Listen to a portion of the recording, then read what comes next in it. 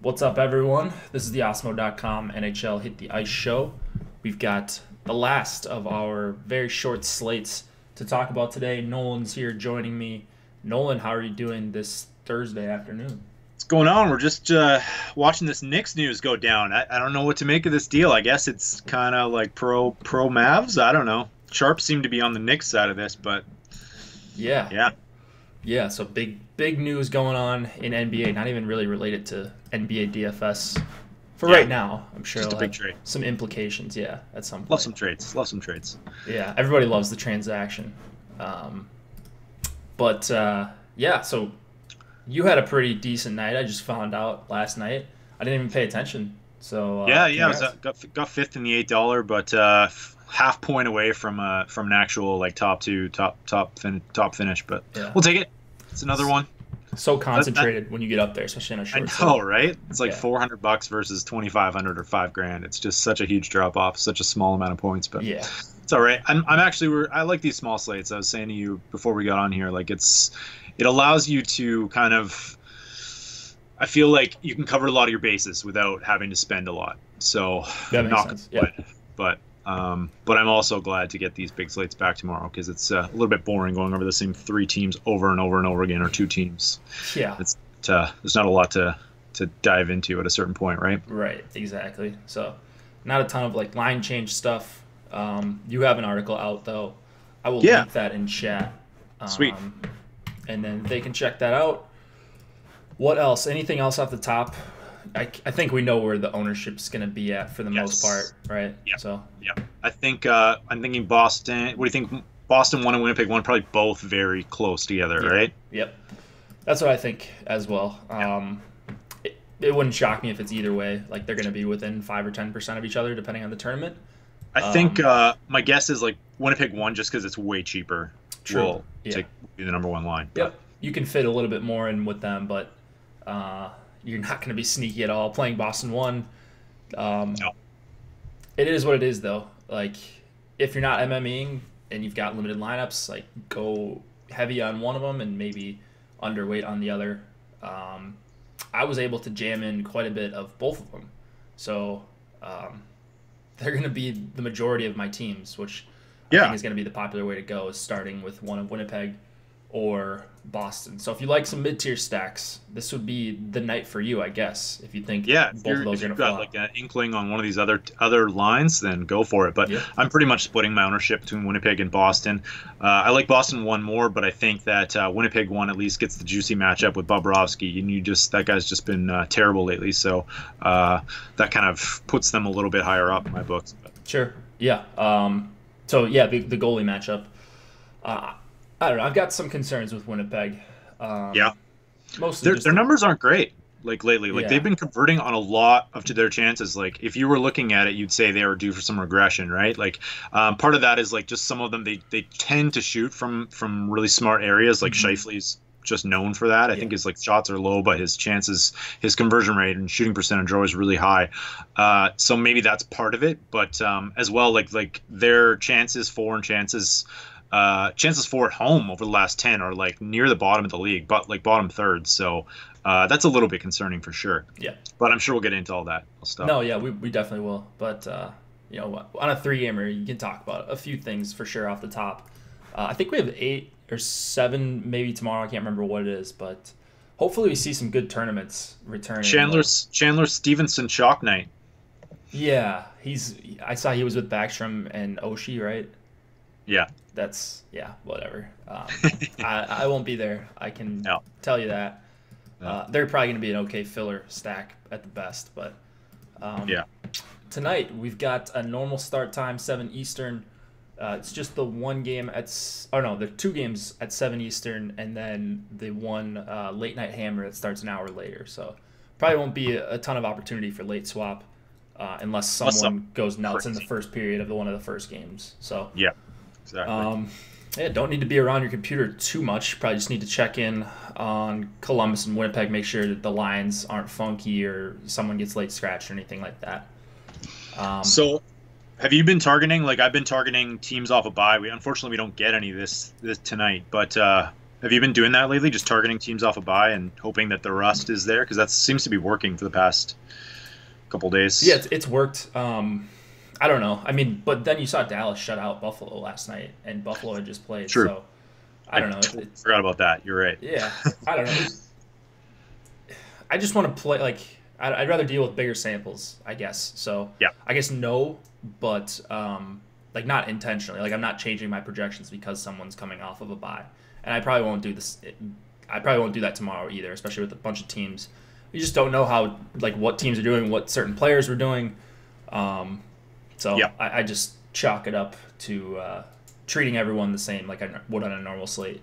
But there definitely are like, there's some narrative there that there's probably something to it. I just haven't figured out a way to quantify it. All right, let's go through the first one here on your screen. We've got the Philadelphia Flyers and the Boston Bruins. 2.5 implied total for the Flyers, 3.4 for the Bruins.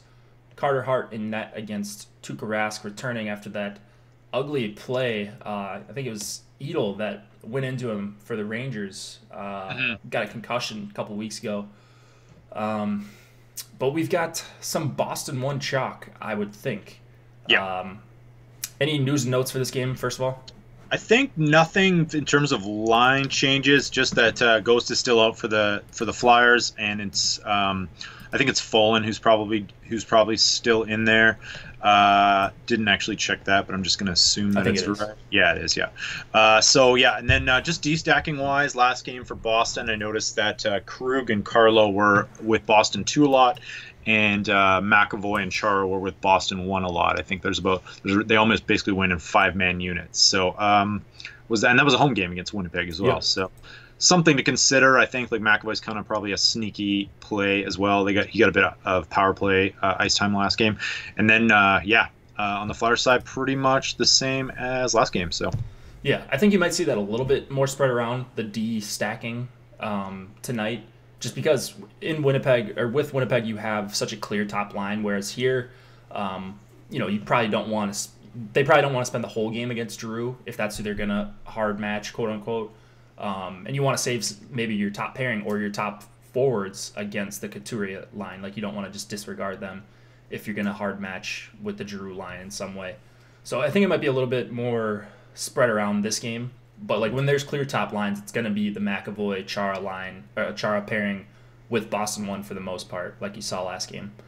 My read on this one is that Boston 1's going to see Giroux, Van Riemsdyk, and Konechny. I wrote about this earlier this morning, and it's a really good matchup if that's the way it's going to go. There's certainly a chance it could be a hard match against the Couturier line, or maybe it's a mix and match between the top 2 lines that Boston 1 sees. But I'm hoping they spend the majority of the time against the Giroux line, because I think that's a really that's a matchup that I'm really, really interested in, outside of Boston 1 already being a top 2 line, probably the best line in hockey right now. So I'm all over Boston 1. They're going to be my highest exposed on both sites. So yeah. I can't disagree with that. I think I just did some like team home road splits in my article today.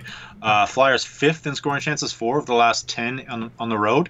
With Rask coming back from injury, it could kind of like I could see a path for them sort of being a sneaky play. But they're also 25th in scoring chances against as a team. So pretty this could be a pretty high event game, because Boston 1's also given up a fair amount of chances lately, though we would expect that to regress as time goes on.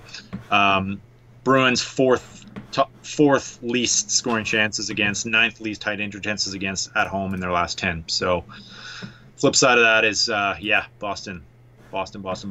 Yeah. Go ahead. Yeah.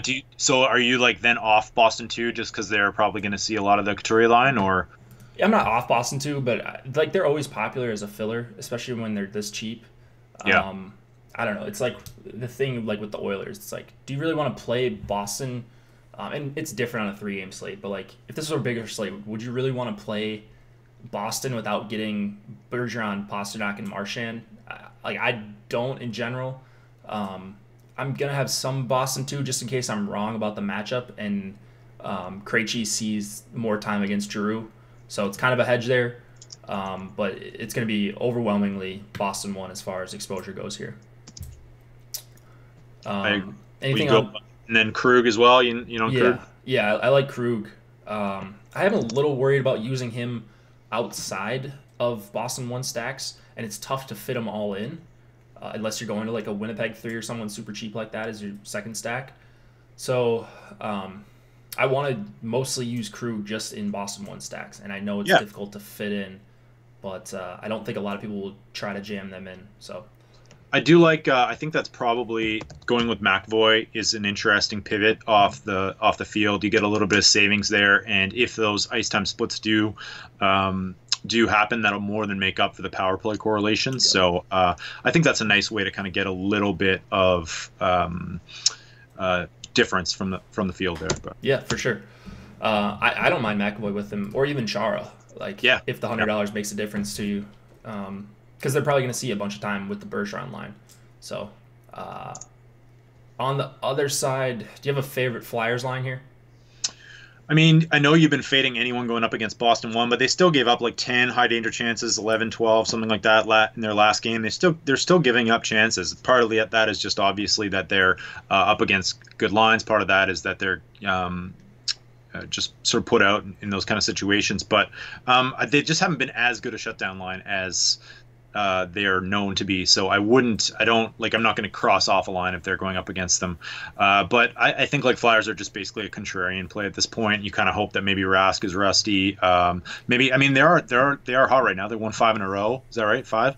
So, and they're playing well offensively. They got 3 lines that can score. So I think like if you're looking for a pivot, the Flyers make a lot of sense tonight, and if you think it's going to go down that way, then the Couturier line is probably the best option, right? Yep, that's the one I like. Especially with like Lindblom's been great lately, so yeah. So he's like, you've been rewarded for leaving the full stack in there with Lindblom lately. He's been getting on the score sheet. But like, I'm just worried. Like the Giroux line is probably going to be more popular or as popular as the Couturier line. So for me, it's just really easy to go to the Couturier line when I'm going to Philadelphia, even in a bunch of lineups. So I'm going to have more of the Couturier line, hoping the line matching plays out as I expect it to, and then I'll be pretty happy with however it shakes out with Boston 1 and the Couturier line in this game. On D here, Provorov, I guess he was playing some on the top power play in the last game, if I remember the announcers were talking about it, or someone in chat was talking about it. That's fine. He hasn't done anything. Like, he has not been getting on the score sheet. Hasn't been shooting a ton either, which is worrisome. 8 shots in his last 10 games. Yeah. So, I don't know. Like, it kind of makes me want to just punt with Sanheim, who's priced you might as well. There's no power play correlation. You're getting a savings. You're getting similar ice time. He's shooting more. He's not like a terrible offensive defenseman. I mean, Provorov's still a good play, I think, at that price point if he's getting 27 minutes a game. But I know I'll probably have some shares, but I don't mind going with Sanheim or, well, probably not Gudas. I don't know. Yeah, he goes on these streaks where he shoots quite a bit. I don't know. I mean, I'd rather just go down to Sanheim. Gudas is nothing more than like a contrarian guy as a one-off. You're just trying to catch a goal or something like that. Okay, Flyers confirm that the 5 forward power play is over, so one of the D will be on PP1, of course he says. Missed that. Okay, cool. So I would guess it's probably Provorov, but he just hasn't done anything. I don't know. Like, Boston's got Bergeron back. Like, they had issues with their PK earlier in the season. They've been better. Now that Bergeron's back, of course, and McAvoy and all these guys, so I don't think it's a great power play matchup, anyways, for Philadelphia. But that's just me. So take your pick there. I side with Sanheim, I think, and that's really all I got in this game. Anything else? No, I think that's it. Yeah. Goalies, Hart or Rask. You have a strong take on either one of those guys? I think Rask is going to be fairly popular, though he does still have that tag on DK. I haven't checked FanDuel yet, but he's got the DL tag, even though he's also got the probable tag. So it's possible that would lower his ownership, but I expect him and Hellebuck and maybe even Kincaid, actually, to be kind of pretty well, like, 3 the chalkiest goalies. I think they'll all kind of be in the 20%, the 25% range. I don't know. What's your take? I like Rask the best, and I have very little to no Carter Hart. So I haven't decided if I'm going to crunch once or twice more before, but before lock, but Rask is probably going to be my highest exposed guy. He is with what I have right now on both sites, actually. So makes sense. We have Asamoah's grades do not like the goalies tonight, so no, it's another one with what we're thinking. I think it's another one where like if you can correlate, I would do that at risk of messing up your entire lineup. But last guy in would be the goalie for the most part, anyways, for me. So no different than any other slate. You're just looking for a win. If you can get the Bishop shutout, if you can get the Carter Hart shutout, by all means, like go heavy on one of these goalies. But yeah, so I'm just not gonna take any wild stands on goalie tonight, especially not on this short slate. That's pretty tough. Correlate and forget. Which one though? Probably Provorov. I would think it's gonna be Provorov. What's your lean there as far as the guy that would end up on the top power play? I think he was there last game for a little bit. Yeah, I would think so as well. Okay. I'll just look on left wing lock here and just double check and see what was going on. All right, while you're doing that, we'll move it on to Rangers Devils. 2.7 implied total for the Rangers, 3.4 for the Devils. Henrik Lundqvist going up against Keith Kincaid. You find anything there, Nolan? So yeah, Rangers have some new lines going on. I saw somebody in chat. I can't remember who it was, but I was asking about Buchnevich, and it looks like he's back in, but I can't get a confirmation for any of the beat writers there. So that's according to some like NHL app, the NHL app. Zuccarello likely back, Howden out. Zuccarello back up in his spot on the top line. Shattenkirk on the top power play unit. And looks like, so like just kind of all new lines for them tonight. Yep. And then on the Devils side, Sami Vatanen's out. Will Butcher, I don't know if I missed this 2 games ago or if it was a late addition, but Severson's on the power play one, and Will Butcher is not. As well, this other defenseman who's drawing in for the Devils, he's probably not going to see much ice time, and I wouldn't expect him to be a very good player, but he's also the bare min, and if you've got like 2 super chalky lines or something, he's about a half a point a game defenseman in the AHL. He's got 4 points in 11 games. What's his name? No, not Mueller. Mueller was in last game. Igor Yakovlev. Oh, he's 2,800, so he's not even min-sal. Okay, so he's not going to be owned. Like he's going to be less than 1% owned, and he's got at least a little bit of upside. So if you just need like that punt defenseman, sure. I don't hate it. Yeah. All right, good catch on the Severson thing. You've got Shattenkirk. It looks like Osmo likes the top line for the Devils, the one that I liked this morning. I don't know if I was right on the line matching in the article, because my read was that they're going to go Zajac against Zibanejad, Kreider, and Zuccarello, just because they've been using the Zajac line as shutdown. But Corsi in chat, we were talking earlier, and he was saying that it's kind of followed where Palmieri's been. That's the line they use in the quote-unquote shutdown role. And I know they like using Johansson in that role as well. So maybe it is Hischier against Zibanejad. I don't know if you looked at anything. You might have an inkling, but this it's tougher for me than I thought this morning. I thought it was simple this morning, but I still lean towards the Hischier line. I think it's a good spot for Palmieri, especially just because Johansson and Hischier don't do all that much. So if they score, it's likely going to be from Palmieri, even though he's priced up. And I think this Zajac line is going to be somewhat popular, have had good results lately, and they're fairly priced. People seem to be figuring out that Blake Coleman's like the hot player of the week that everyone's talking about, how he's super underrated, has like more 5-on-5 goals than Seguin. So I think both lines are viable for sure. If New Jersey 1's going to be, or if New Jersey 2 is going to be way more owned than New Jersey 1, then definitely go to New Jersey 1 there for like. I think that's a no-brainer.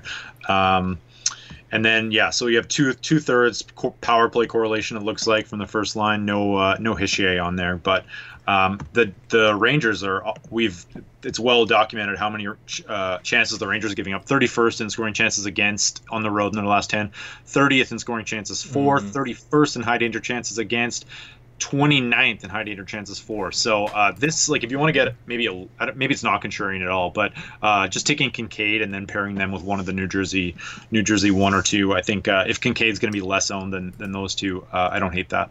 Yeah, and the concerning thing too for the Rangers here is, so they've got this line and they've got full power play correlation, and that's great. But the Devils have the second best kill on the season. Like, they've just been good all season up there with Arizona, like killing off penalties. They don't really take all that many penalties, but I just think people will jam in Rangers 1 or not jam them in because they're priced fairly as well. But they love the full power play correlation. It's just not a good power play spot for them. So that's why I'm a bit concerned about the Rangers. I think they might come in, Rangers 1 might come in a little bit over-owned. I'm more on the second line, just like the value there. And I would have liked it even more if they could have kind of avoided that Zajac line. I'd rather not go up against them.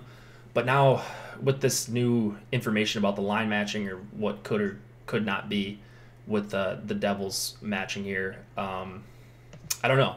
I'd rather just take the savings, especially if I don't love the power play matchup here for the Rangers. Flip side of that argument as well is like Vatanen and Green is their number 1 penalty kill combo, and Vatanen especially. So that could sort of create a little wrinkle in that plan, like when you're just basically your top 4-man unit is now missing its best defenseman. Yeah, that definitely hurts. That's a good catch there. What about this? Any interest in Devils 3 as like a one-off? I think the only way I got to Devils 3 was like pairing them with Boston 1 or Winnipeg 1. Yeah. There's no real defenseman to pay up for on this slate, so it's not like I'm not I don't need to get Seth Jones in or anything, so it's like feels like diving down to those third lines it's a bit much. I mean, I like getting Seth Jones in. Yeah. But I think he's going to be under-owned for being what I think is the top defenseman on the slate. So I don't know. This one's tough. Like, I want to like the Devils' top 6. Like, I want to have a strong take on one of these lines.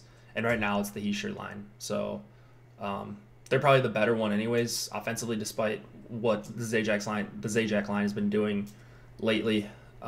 Just hoping the Zajac line gets the tougher matchup here. And really like Palmieri. So Severson is the clear guy for the Devils. One of the better values. I see he's only a C value on Osmos grades. I'm not sure why that would be. Do you know why? Maybe, I don't know. Does it have him listed on the power play there, or he's power play 1. So I'm not sure. Maybe Alex just isn't a fan. Those guys are gonna get more ice time. I think like if you want like a real sneaky play, go with Green because he's really expensive and no one's gonna own him, but he's probably gonna get a ton of ice time tonight. Actually, he's not. Oh, am I on FanDuel? Yeah, I'm on FanDuel. Yeah, he's like 5,100 or something, right? Yeah, that's terrible. Actually, I take everything I said.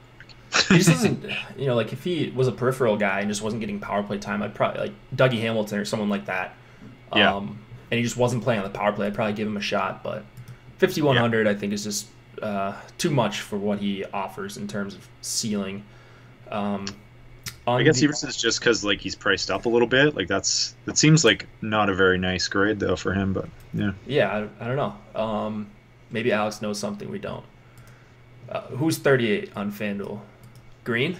Yeah, Green. Or is he talking about Severson? I was talking about Green. Okay.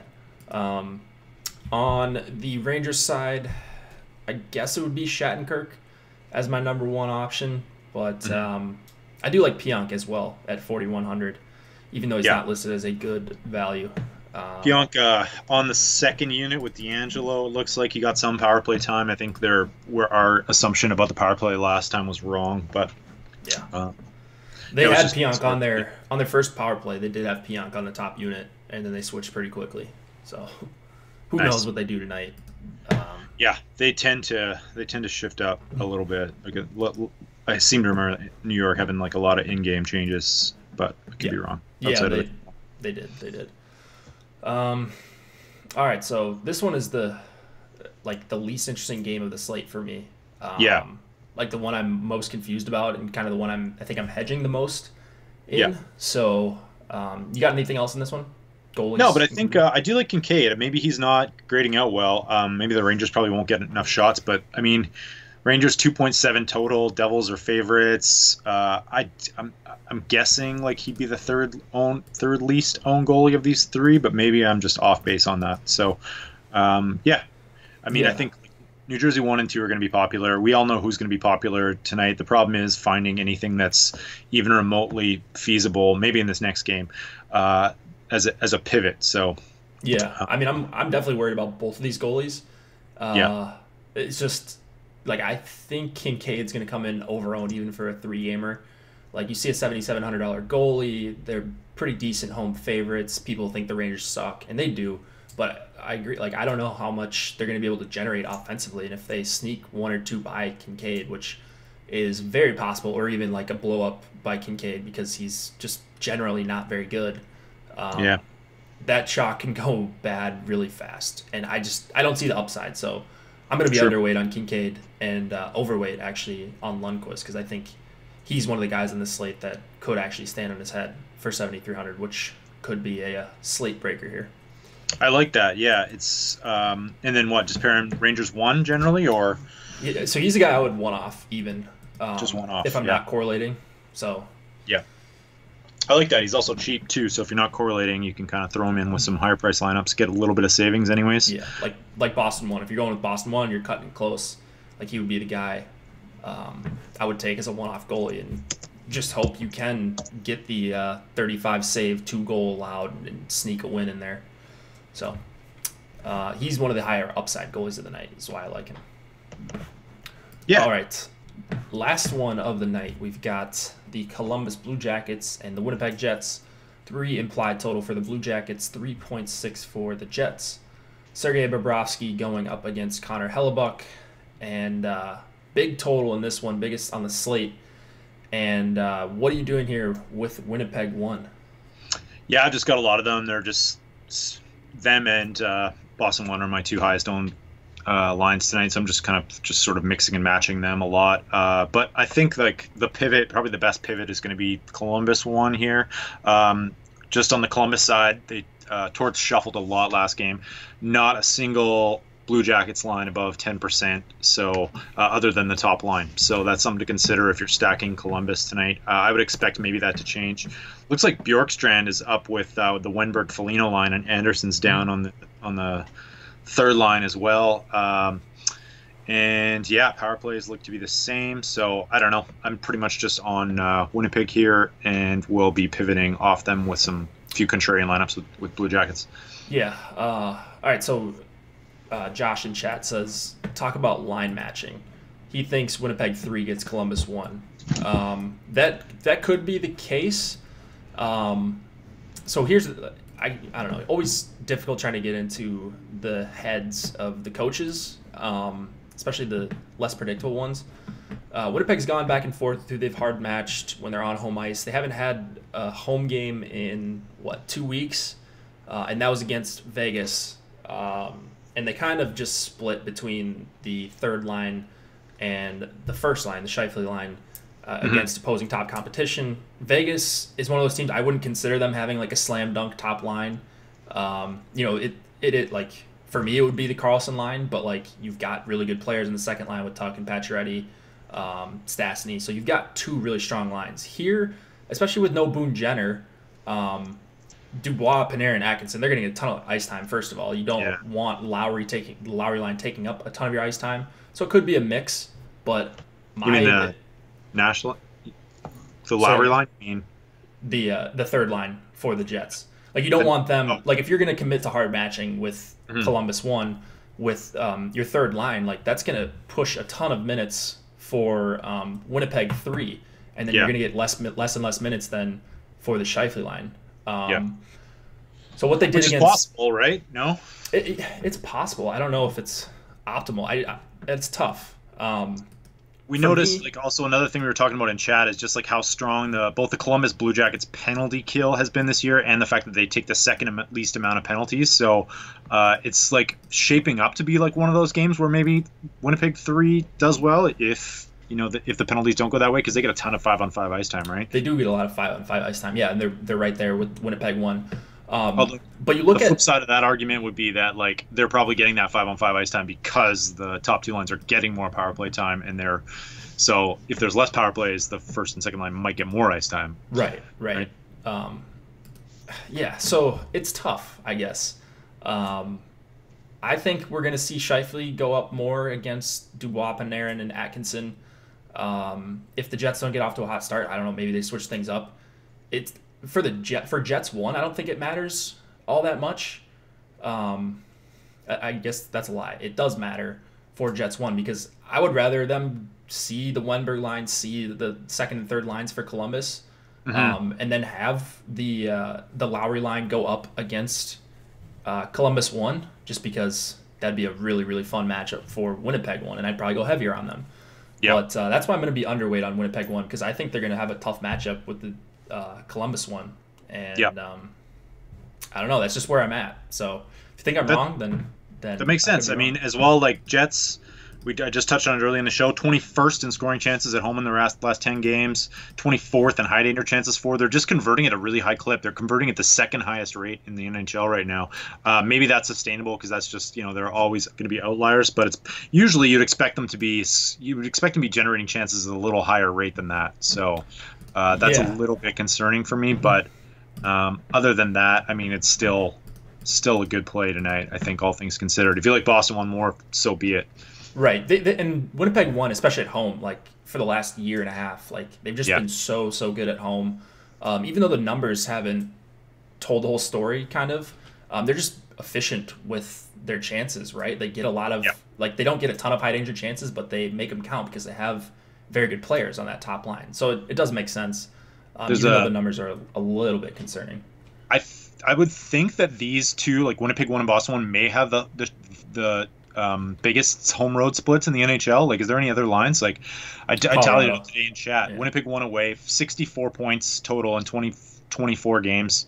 Winnipeg 1 at home, 26 games average total, 99 total points. Boston, same thing, 24 home games, 101 total points, 22 away games on average, 57 points. Like, those are huge splits. Yeah, that's big. Yeah.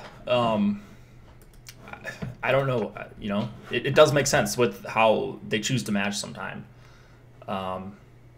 So I just think Winnipeg 1's really good. They're basically matchup proof, or they're in that category for me, especially when they're at home because they can switch it up anytime they want. But I just think they're going to see a lot of time against Columbus 1. So I like that pivot, or I like shifting some of my what would be Winnipeg 1 exposure over to Columbus 1. I think that's smart. Yeah. I think because you're going to get them at half the ownership. It's not exactly a terrible matchup for them, right? Like, I mean, I think or Columbus 1's going to get a ton of ice time. Their bottom 9 is in disarray, so. So that's what I'm saying, though. Like 10% owned. Do you really want to take away that much 5-on-5 ice time from Scheifele, Connor, Wheeler? So I think at worst it's a split. That's just how I'm treating it. So. For me, that makes it easier to go underweight on Winnipeg 1, and hoping, first of all, Boston 1. I mean, they're my top stack, so I hope they go nuts and it doesn't really matter. But in the event that they don't, then I'll still have some outs with Winnipeg 1. But I do like Columbus 1, and I'm going to be over on them. Smart. I like it. And then you got some Seth Jones hot take. Oh, sorry. Before we get on it, so are you going to be using Winnipeg 3? Much? Yeah, I do like them. Because so they might see some time against Columbus 1. That's really concerning. No power play time. That also is less than optimal. But if they see a bunch of time against this second line, Foligno, Wenberg, Bjorkstrand, I don't think that line's going to be good at all. Yeah. Defensively, at least, I'm not worried about Duclair, Anderson, and Riley Nash either. And that line, Winnipeg 3, has really good even strength numbers. So you're basically looking for one goal, maybe a little bit more, or somehow they get an empty netter or something like that. And that could be the difference on a short slate like this. In terms of chance generation, they're actually better than Winnipeg 1. Like per 60, they are. High dangers, yeah. And then like Winnipeg 2, Line was down to 10 minutes last game. I don't know what's going on with that guy right now. I'm like scared to go 0 on Line, but because I know he could just bust out at any time with just 3 snipes in a row. But I'm gonna like take a wait and see approach, I guess. I've lost a little bit too much money on him of late. Hate his line mates, so I don't know. You gonna have any line A? They've had real trouble generating chances, and they're getting up there as far as sample goes. 87 minutes, so can't put them in the grave just yet. But I don't know how much 5-on-5 ice time they're gonna see. Roslovic and Little, I guess, on the second unit, that doesn't really do all that much for me. And then Line A just hasn't done anything. So This line is getting smashed at even strength. Not smashed, but they're just not generating much, and they're giving up more than they're generating. So it's just tough for me to get to Winnipeg 2 when I like the third line a little bit better. They're going to be lower owned and all that. So I actually wouldn't mind going to the Wenberg line, hoping they see some time against Little. But my fear is that they see more time against the Lowry line. So just filler stacks, like with a Boston 1, is how I would use Columbus 2. Sounds good. Winnipeg 1, Wenberg, still no shots. Yeah, he's just, at some point, he's just not going to shoot. Yeah, so it's terrible. Yeah. Defense here, one note is that Morrissey's still getting the power play one time. Over Trouba, that could change at a moment's notice, but he got most of it last game. He's still listed on the lineup builders and crunchers and line sites as being on the power play 1. So I don't know. That could change, but right now I would just go with Morrissey and hope that the public is still a little bit off that, and maybe you get a reduced ownership. Generally speaking, in a vacuum, probably Trouba a little bit more as a play, but if Morrissey's going to get the power play one time, then you might as well just take Morrissey at the reduced ownership as well. Both getting the same amount of ice time. Yeah, I agree. Play Morrissey with Scheifele, Connor Wheeler. If you're wrong, okay, but I think you take that chance in hopes that you get a third of the ownership on Morrissey, and he does indeed do damage on the power play. Yeah, exactly. So Winnipeg's power play has been terrible lately, but if they somehow get it going tonight, you could reap the benefits here. On the other side, it's hard not to like Werenski on the top power play, 4,500. That's a good price for him. He's a good point per dollar play. I like Seth Jones a ton as a one-off for 6,200. So he's going to be probably my highest owned defenseman on the night, and I don't think that's going to be a very popular thing for people to do. So yeah, that seems smart because he's going to get a ton of ice time too, right? Yep. So no power play one time, but and that could switch too. They're always playing around with their power plays. So yeah. Blocked shots opportunity, highest event game probably on the slate. Yeah, huge total. I just think he's going to go a little under-owned. Probably just going to be in the crease, goaltending with Bobrovsky. So, yeah, that's one thing we kind of haven't talked about. I guess we'll get to goalies. But what's your take on Bobrovsky just kind of shifting the balance of power here? It's kind of one thing we haven't really factored into Winnipeg 1 because he's just been god-awful lately. Yeah, I don't know. I don't have a hockey background. I don't know how it affects he hasn't allowed less than 3. He's allowed less than 3 goals once in his last 10 starts, I think. I don't know. Could be a mental thing. I just, again, I don't know how to quantify that. So he's at the price where you'd like to use him, right? And if he still does have that kind of talent in him, that slate breaking upside, I'll take a shot on him or a few shots on him at 7K, especially when I like Columbus 1 here. So even if he gives up 2 or even 3 goals, he might still be able to provide some value if he can get this win here. So I think you've identified the smartest pivot on the slate for sure is the Bobrovsky Columbus 1 stack, and then you're obviously not gonna be able to get Boston 1 in there, but you can get some unique combos. They're going to be 10% owned. Bobrovsky's going to be 5% owned. So it's not a smart bet. It's not a dumb move going up against Winnipeg, who haven't been generating chances and they're playing their first home game in 2 weeks. You can see a path to that being successful, or Columbus 1, New Jersey 1 stack or something. Yeah. All right. Anything else on the slate? We've made it through a full 4 days of very short slates. Love them. Bring them on. Let's keep these short slates going. Yeah. So tomorrow, me and you will be back. I just want to see a quick look at this. See how many games there are after all.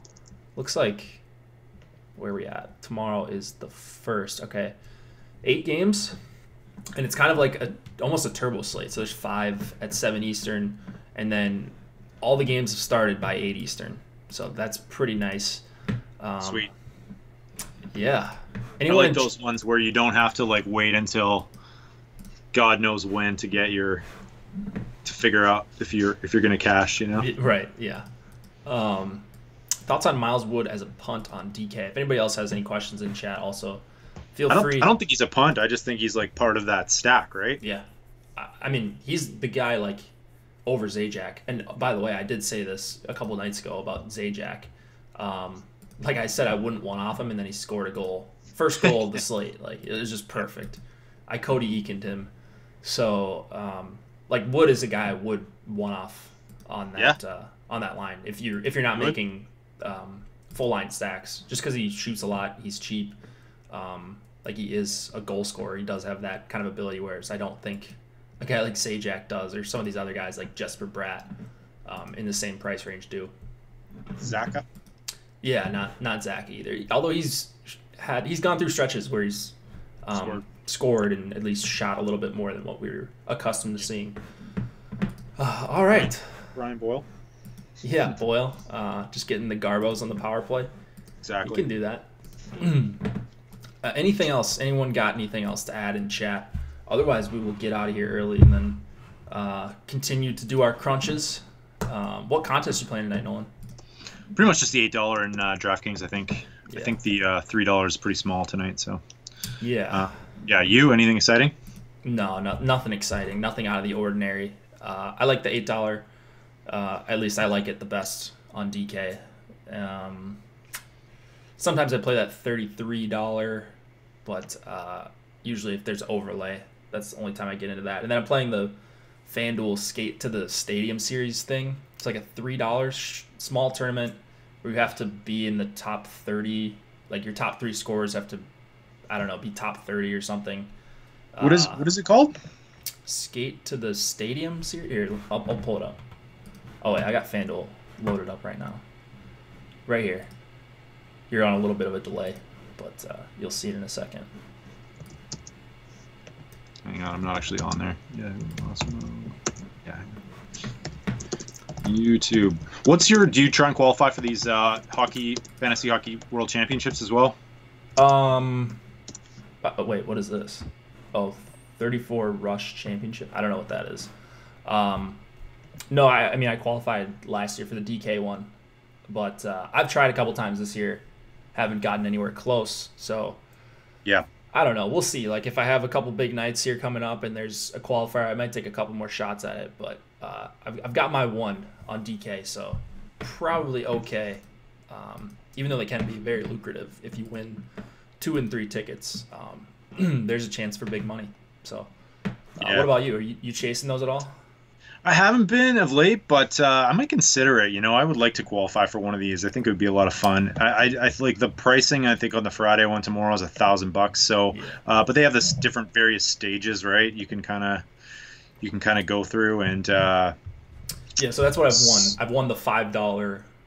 Right. It's like 71 person, and I've won a couple tickets. So that's when I take shots at them. Nice. But other than that, I'm gonna try to hold off, stay strong there. I think there's still 14 or 15 seats left. It's not till late March, so you still got a shot if you guys do want to try to qualify. It's a really fun time. It was a really fun time last year. DK puts on a pretty good show. Who won the title? A guy from RG. He had 3 tickets, or he had 3 seats. Damn. Nice guy. Yeah, I met him. I saw him sweating it. So yeah, he was a cool dude. And he ended up winning. So that's awesome. Yeah, it was pretty cool.